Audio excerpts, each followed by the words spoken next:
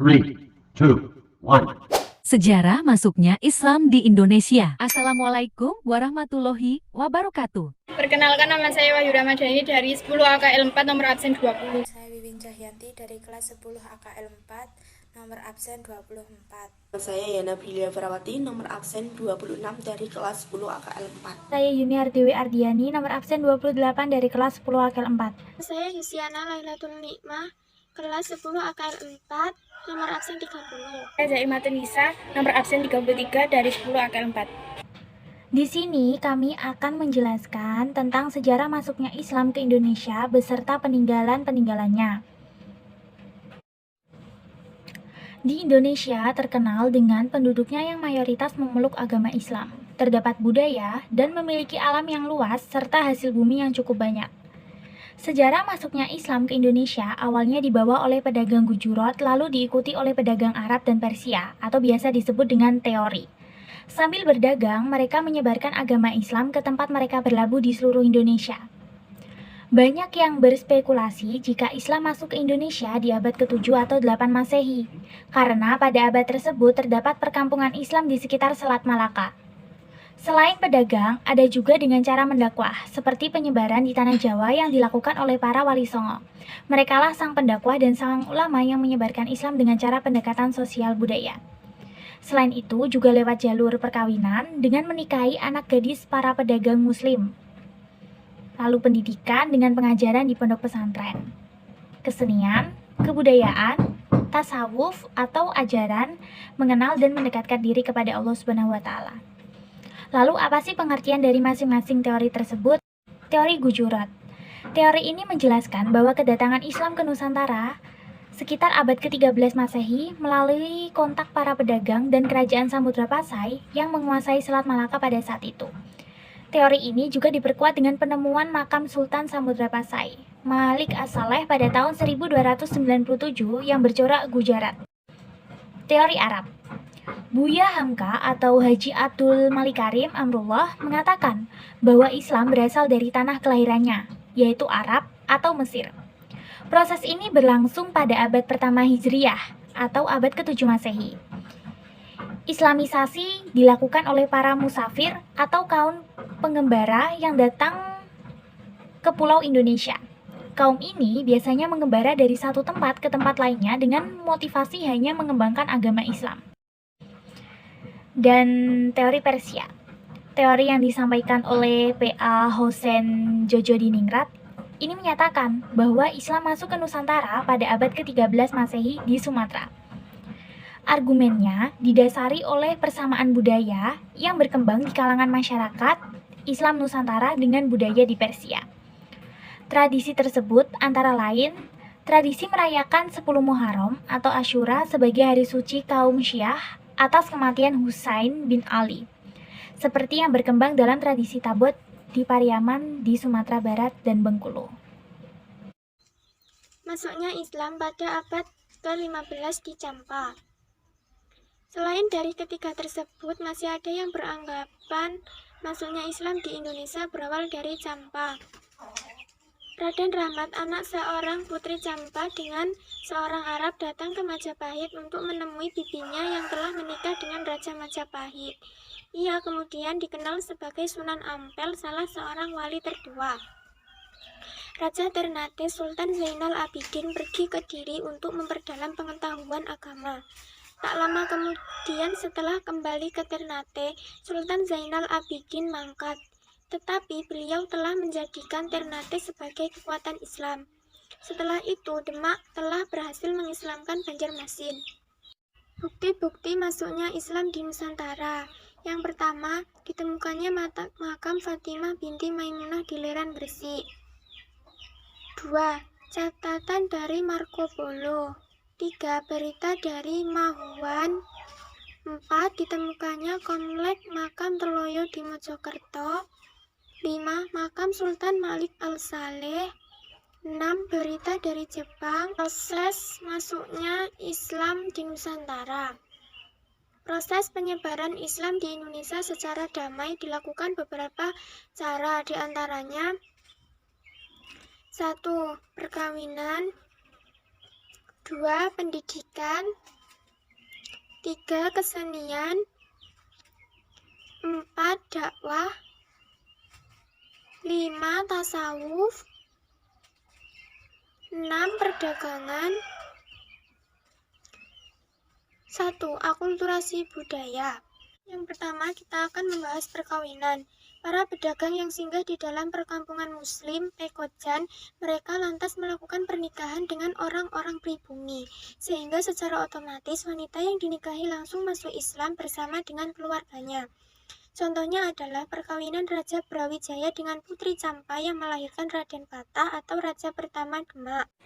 Kesenian merupakan senjata utama untuk menebus peradaban yang baru, sehingga di dalam proses penyebaran Islam adat lama tidak ditinggalkan melainkan dimodifikasi untuk menjadi sarana penyebaran agama Islam.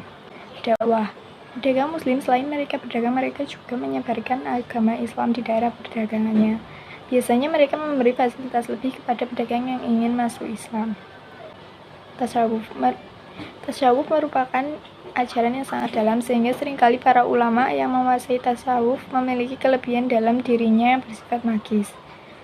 Sehingga ketika mereka dakwah banyak yang mengikuti karena keahliannya. Tasawuf diajarkan tanpa mengubah tatanan tradisi masyarakat perdagangan. Rempah-rempah di Indonesia sangat terkenal dan mengundang para pedagang dari luar termasuk pedagang Muslim untuk datang ke Indonesia dan menetap untuk menyebarkan agama Islam. Perdagangan. Rempah-rempah di Indonesia sangat terkenal dan mengundang banyak para pedagang luar negeri, termasuk pedagang Islam. Pedagang Islam menetap di Indonesia, tetapi pedagang Islam di Indonesia juga tidak berdagang saja. Dia juga melakukan penyebaran agama Islam di Indonesia. Alkulturasi budaya. Alkulturasi budaya dilakukan dengan cara memanfaatkan unsur kebudayaan lama kemudian digabungkan dengan unsur kebudayaan Islam untuk penyebaran Islam di Indonesia. Misalnya dengan menyisipkan doa-doa Islam. Peninggalan kebudayaan Islam di Indonesia. Yang pertama, masjid. Masjid adalah tempat ibadah bagi pemeluk agama Islam. Perkembangan masjid di Indonesia begitu banyak dan besar. Antara lain, Masjid Sunan Ampel, Masjid Agung Demak, Masjid Agung Tuban. Yang kedua, Istana Keraton. Keraton adalah pusat pemerintahan, rumah atau bangunan tempat tinggal raja disebut istana. Di berbagai daerah di Indonesia banyak istana peninggalan Islam seperti Istana Maimun Delhi, Istana Sultan Riau Lingga, dan Keraton Yogyakarta. Nisan atau makam.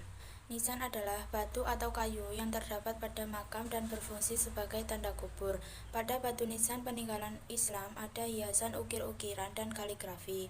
Bentuk nisan ada yang diukir dengan pahatan sangat indah. Pada bagian depan nisan dipahatkan dengan tulisan huruf Arab. Batu-batu nisan peninggalan sejarah Islam di Indonesia antara lain nisan makam Fatimah binti Maimun di Desa Leran, Gresik, nisan Malik Soleh di Lek Semawe, Aceh, nisan Ratu Nahrasiyah di Samudra Pasai, nisan Maulana Malik Ibrahim di Gresik. Kesenian. A. Seni rupa. Pada seni rupa dikenal dengan kaligrafi. Kaligrafi adalah seni melukis indah ayat-ayat Al-Quran, biasanya dilukiskan di dinding, makam, dan masjid. Beberapa seni kaligrafi peninggalan sejarah Islam di Indonesia adalah kaligrafi Maulana Malik Ibrahim, kaligrafi makam Sunan Giri, kaligrafi makam Sunan Gunung Jati, kaligrafi makam Ratu Nahrasiyah Samudra Pasai, dan kaligrafi makam Fatimah binti Maimun di Gresik. B. Seni suara. Isinya berupa sholawat Nabi dengan iringan Rabbana serta mengenakan pakaian model Indonesia yang sejalan dengan ajaran Islam seperti peci, baju tertutup, dan sarung. Ada juga pakaiannya yang meniru prajurit Mesir sehingga disebut Mesiran. Gambus. Gambus adalah alat musik petik seperti mandolin yang berasal dari Timur Tengah. Qasidah adalah bentuk syair epik kesusastraan Arab yang dinyanyikan. Nasyid adalah salah satu seni Islam dalam bidang seni suara. C. Seni pertunjukan. Seni pertunjukan misalnya tari Seudati Aceh, Debus Jawa Barat, dan wayang. Di masa perkembangan dan penyebaran agama Islam yang difungsikan sebagai media edukasi untuk menyampaikan tata aturan maupun ajaran agama Islam kepada para masyarakat. Karya sastra. A. Hikayat. Hikayat merupakan hasil karya sastra pada hakikatnya sama seperti dongeng, namun hikayat bercorak Islam. Contohnya hikayat Amir Hamzah, Serat Menak, hikayat Bahtiar, hikayat Hang Tuah, hikayat Bayan Budiman, dan hikayat Raja-Raja Pasai. B. Babat. Babat adalah suatu cerita di mana tokoh, tempat, dan peristiwa hampir semua ada dalam sejarah. Biasanya menceritakan tentang sejarah kerajaan, pahlawan, atau kejadian-kejadian penting. Contohnya Babat Tanah Jawi, Babat Giyanti, dan Babat Cirebon. C. Suluk. Suluk yaitu wujud sastra yang berisi soal-soal tasawuf. Sifatnya pateisme, yaitu manusia menyatu dengan Tuhan. Contohnya suluk Sukarsa dan suluk Wujil. D. Syair. Syair berisi puisi lama yang tiap baitnya terdiri dari 4 baris dan berakhir dengan bunyi yang sama. Contohnya syair Perahu dan syair Si Burung Pingai. Kerajaan-kerajaan Islam di Nusantara. 1. Kerajaan Samudra Pasai. 2. Kerajaan Aceh. 3. Kerajaan Demak. 4. Kerajaan Pajang. 5. Kerajaan Mataram Islam. 6. Kerajaan Banten. 7. Kerajaan Makassar. 8. Kerajaan Ternate dan Tidore. Sekian dari kami. Terima kasih atas perhatiannya. Mohon maaf jika ada kekurangan. Wassalamualaikum warahmatullahi wabarakatuh.